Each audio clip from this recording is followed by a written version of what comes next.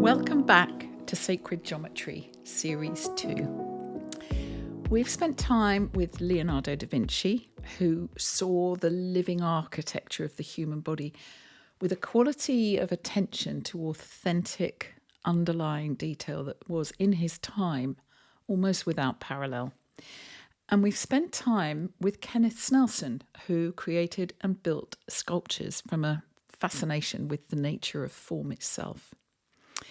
He placed in front of us a small object that was made of plywood and monofilament that demonstrated, for what appears to be the first time, something that nature had been doing in every living body since life began. He demonstrated in physical form how forces transmit through organic living forms, including all and any of nature's creatures. That's huge. Let's just hold that thought for a moment. Force transmission for all creatures. And in both of the last two episodes, a third figure has appeared at the edges of the story. And that's the man who was at Black Mountain College in the summer of 1948 when Snelson was there. He saw Snelson's X-piece the following summer and understood it so immediately and so thoroughly that he gave it a name. Snelson's model was named by Richard Buckminster Fuller. Fuller was born in 1895 in Milton, Massachusetts, and he died in 1983 in Los Angeles, aged 87. He was an architect, an inventor, an author, a systems theorist, a designer, a philosopher, and a futurist. And he published more than 30 books and held 28 United States patents and was awarded the Presidential Medal of Freedom. And he appeared on the cover of Time magazine. And he coined or popularised terms that have entered the permanent vocabulary of how we think about the world. Spaceship Earth, synergetics, ephemeralization, Tensegrity. Fuller actually called himself a comprehensive anticipatory design scientist, which is, I think we could say, the most Fuller thing Fuller could have said to describe himself. Comprehensive, anticipatory. He was not interested in solving one problem at a time. Fuller was interested in the principles underlying all the problems and in designing solutions that honoured those principles in full. We could call him a phenomenologist with a mission on structure, because like Leonardo da Vinci and Snelson, he cracked a code, and as such, he's very much at home in this series. I said in episode 1 that when you give something a name, you give people a way to look for it. And Fuller understood that language shapes perception, that the word can shape the world. And in this case, the power of the distinction, tensegrity, distinguishes the shape and structure of being human in a body. And once you see it, you can't not. We've already spent time with this story in episode 3, when Snelson brought his X-piece back to Black Mountain in the summer of 1949, and he and Fuller, working together, turned it into a dome that, unlike the first attempt, stood its ground. And Fuller gave the principle the name Tensegrity. He filed the patent, and Snelson's name does not appear on it. And what I want to carry forward from that episode is not a verdict on who owned what, but the simple fact that neither man made the geodesic dome work alone. What I want to explore in this episode is not the dispute, but something more valuable. What is fascinating is what Fuller did with the principle once he'd named it, where he took it, what he understood about it, that the world, by and large, has still not yet fully recognised. The question I live to answer: how does it help me move better? Fuller did not just coin the name tensegrity, he distinguished a working principle that lives under our very noses everywhere in nature. In a very literal sense, Fuller iterated the early expression of geodesic construction in a new form of architecture that is really only now beginning to be embraced in our culture thanks to some brilliant entrepreneurs. But Fuller spent the rest of his life demonstrating that the principle Snelson had physically instantiated in a small object made of plywood and monofilament was not a sculptural curiosity or merely a piece of art. It was the presentation in utter simplicity of a universal law of nature. It's the key to the safe in which a treasure called living architecture resides within each of us. It was the demonstration of the way things hold themselves together as volumes at every scale, from the carbon atom to the geodesic dome to the organisation of the cosmos itself. And that's partly why it works and why it is successfully changing one of the ways architects address homelessness today.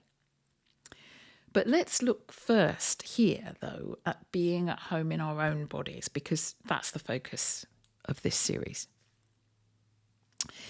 It was the presentation in utter simplicity of a universal law of nature. That is an extraordinary claim. It's also accurate and mostly disregarded in terms of the human body and how it moves. And that, in and of itself, is a travesty.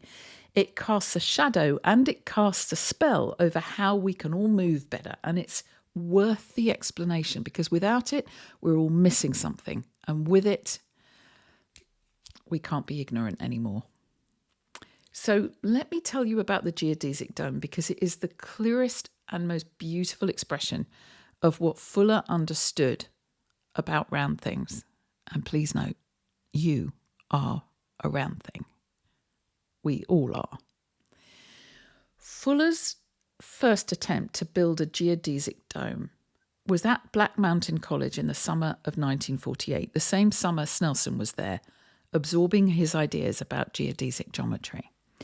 And Fuller gathered his students and they worked with strips of Venetian blinds as the structural members, and they attempted to erect a dome 48 feet in diameter. That's quite big.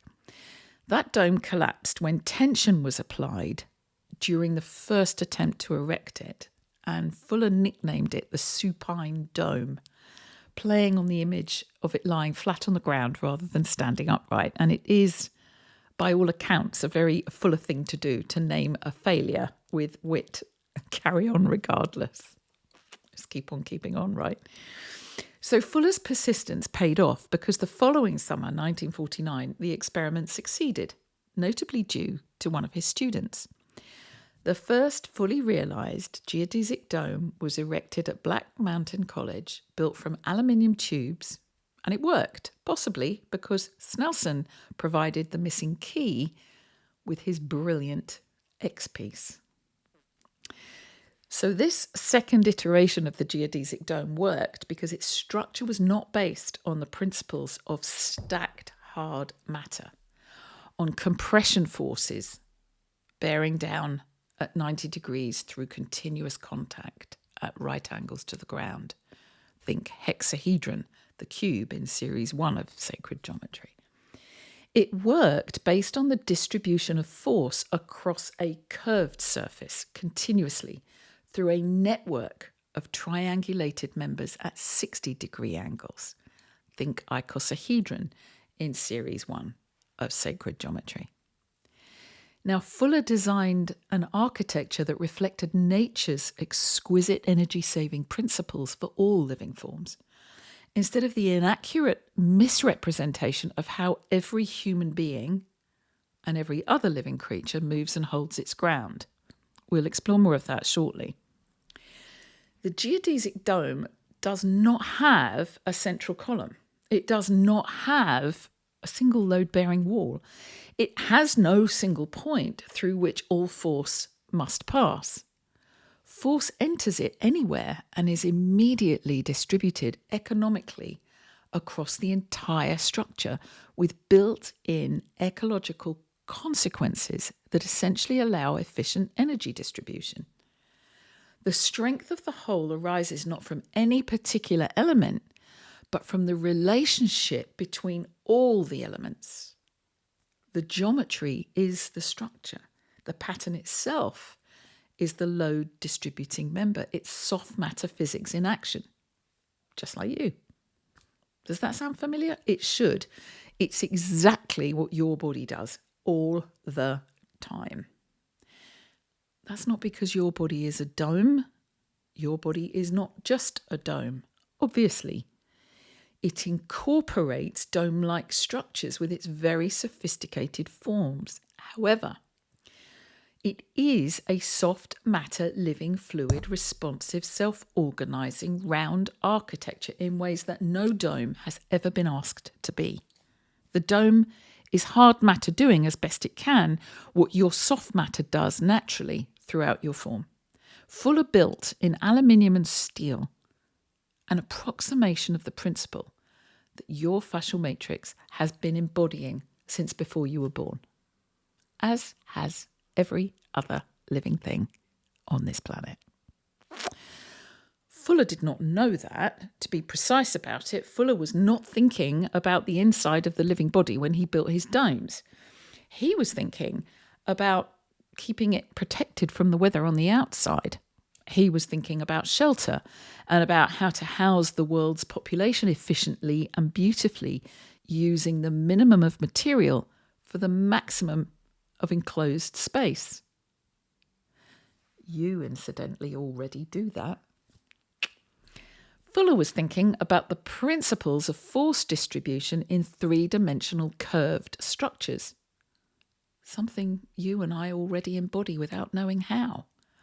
He was thinking about what he called synergetics, the study of whole systems that are more than the sum of their parts.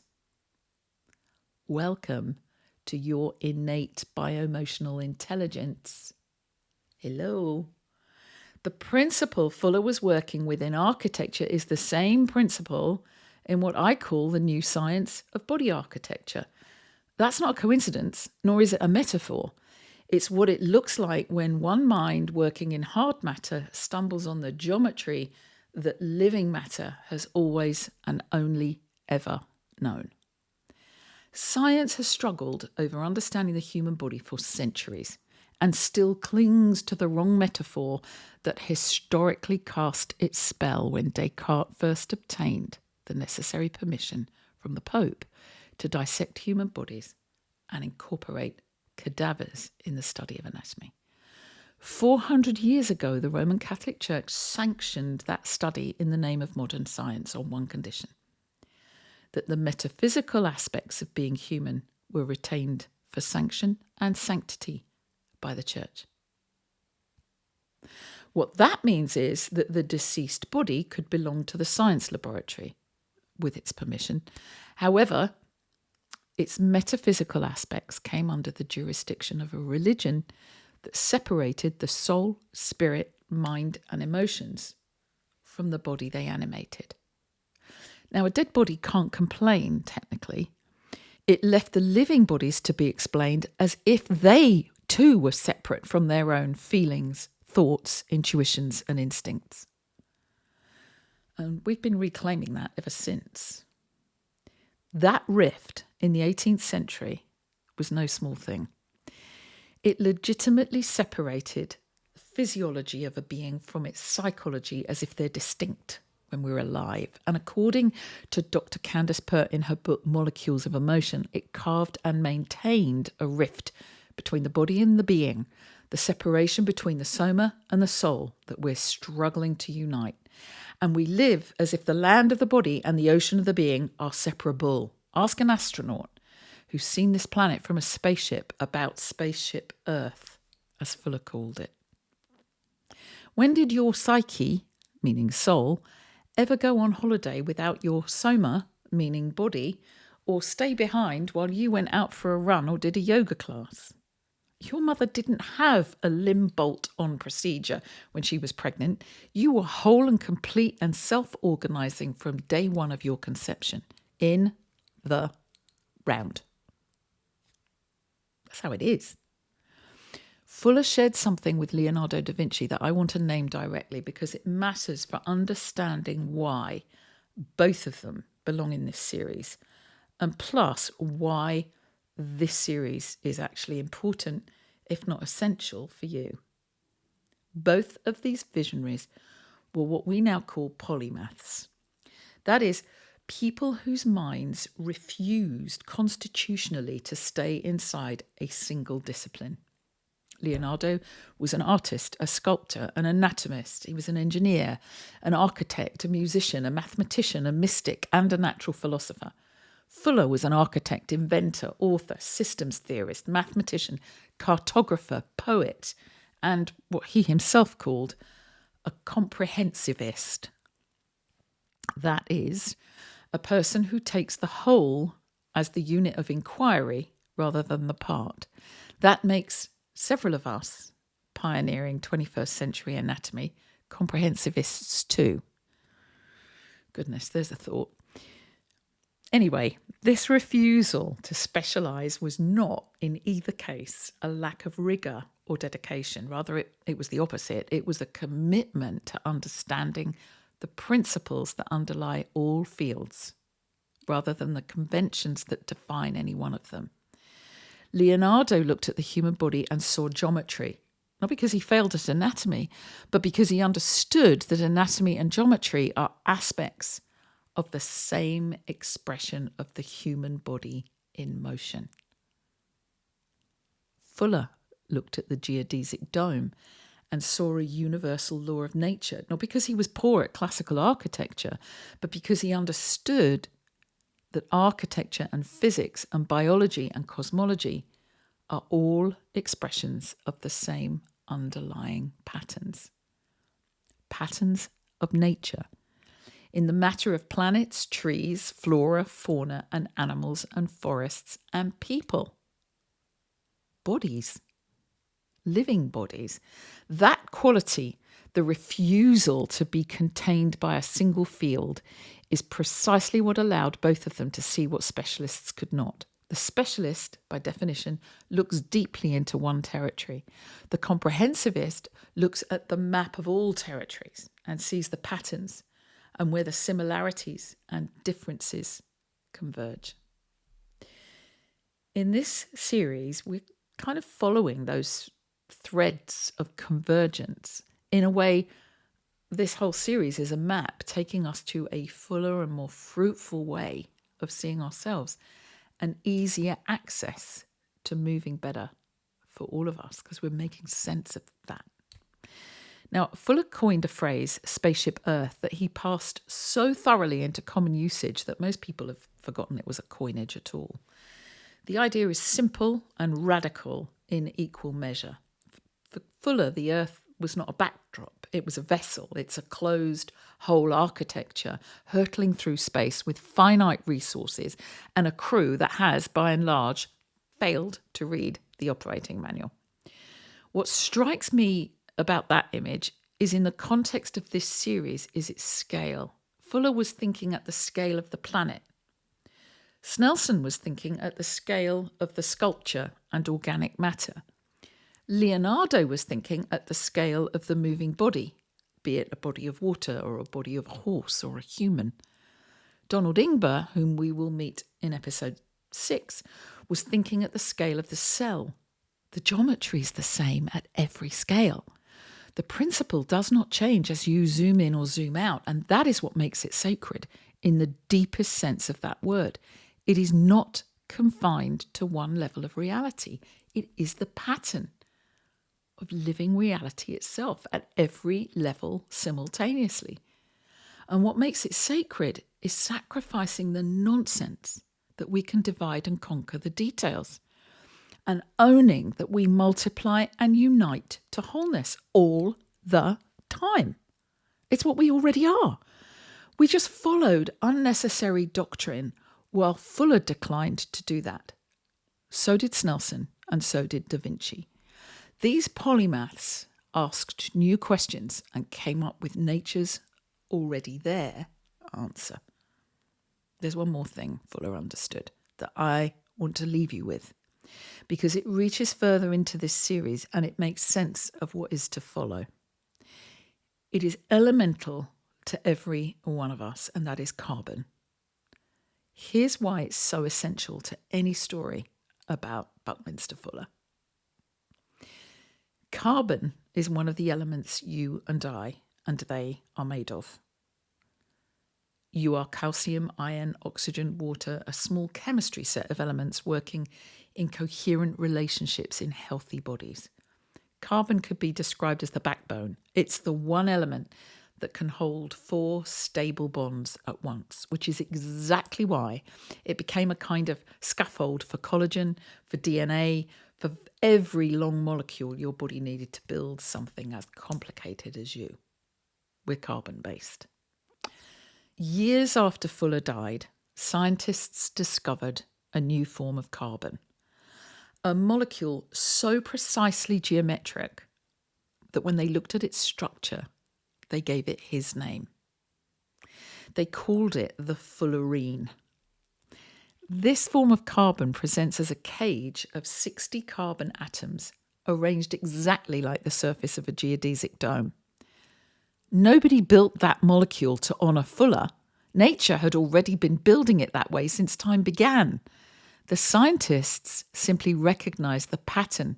He had spent his life devoted to describing and sitting inside one of the very elements you, me, they, and every living creature on this planet are built from. That's not a coincidence. And it's not even a compliment paid to a dead man. It's a clue. The geometry Fuller was devoted to and recreated using aluminium tubes is the same geometry sitting in the carbon at the heart of every cell in your body. It's the organic architecture of you already in place.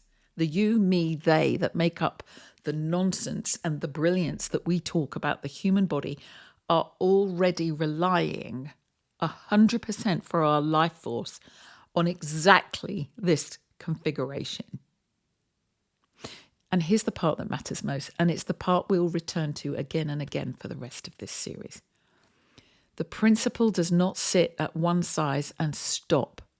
A tensegrity structure is not simply present in your skeleton, held there like a single dome sitting on the ground. It's the foundational patterning of all living matter. It's fractal. It's on every scale. Your bones are floating compression structures within the fascial matrix. Inside your bones, the collagen itself is organised in precisely the same way, and inside the cells that make that collagen, the same tension compression fields hold the same economy of force transmission in every relationship all the way down. Zoom in as far as you like, and you do not find the pattern stopping to make way for something else. You find it again and again, smaller and larger, as you zoom in and zoom out.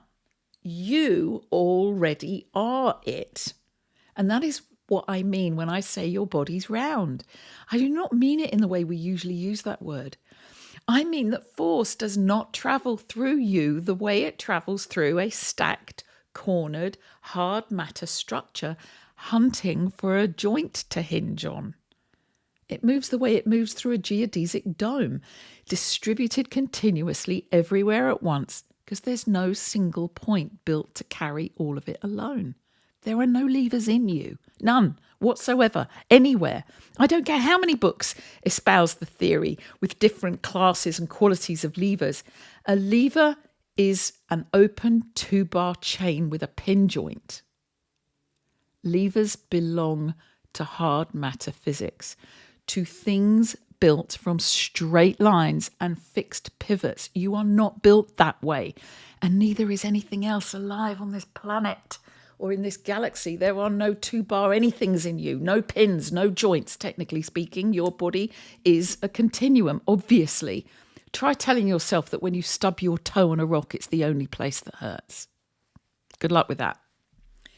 Fuller spent his life looking for a way to build shelter that honoured that principle. He never knew, as far as I'm aware, quite how completely his own body was already doing it. That is Kenneth Snelson's gift and Buckminster Fuller's gift, sitting together inside you right now at every scale, whether you have ever thought about either man's name or not. They distinguish something that gives us all access to a new way of discovering how we can move better. It allows us to shift how we see ourselves.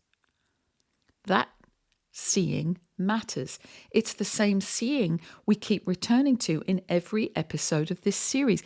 Leonardo had it, Snelson had it, Fuller had it in his own vast, comprehensive, unstoppable way. I'll see you in episode 5, where we're going to meet Tom Flemons, the maker who took this principle somewhere none of the others had taken it.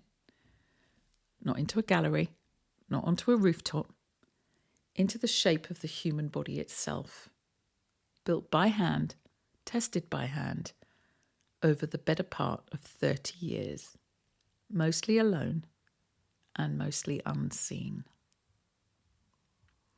I had the great privilege of being in email conversation with Tom. I learned a great deal and I can't wait to share it with you. So please, please, please do tune in to the next episode in this series. And as always, welcoming your comments, welcoming your thoughts. Thank you for them. I take great pride in answering all of them. I really, really appreciate you. Take care and God bless.